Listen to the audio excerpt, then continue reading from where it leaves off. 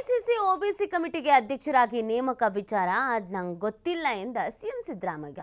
ನಾನು ಎಐಸಿಸಿ ಅವರ ಜೊತೆಗೆ ಮಾತಾಡ್ತೇನೆ, 15ಕ್ಕೆ ಒಂದು ಸಭೆ ಮಾಡಿ ಅಂತ ಹೇಳಿದ್ರು. ಒಬಿಸಿ ಅಧ್ಯಕ್ಷರು ಕರ್ನಾಟಕದಲ್ಲಿ ಸಭೆ ಮಾಡಿ ಅಂತ ಹೇಳಿದ್ರು. ಸಂಚಾಲಕರನ್ನಾಗಿ ಮಾಡಿದ್ದಾರೋ ಚೇರ್ಮನ್ ಮಾಡಿದ್ದಾರೋ ಗೊತ್ತಿಲ್ಲ, ಹೈಕಮಾಂಡ್ ಜೊತೆಗೆ ಮಾತಾಡ್ತೇನೆ ಅಂತ ಹೇಳಿದ್ದಾರೆ. ಜವಾಬ್ದಾರಿ ಕೊಟ್ಟಾಗ ಓಡಿ ಹೋಗೋದಾ ಅಂತ ಪ್ರಶ್ನೆಯನ್ನ ಕೂಡ ಇದೇ ಸಂದರ್ಭದಲ್ಲಿ ಅವ್ರು ಮಾಡಿದ್ದಾರೆ.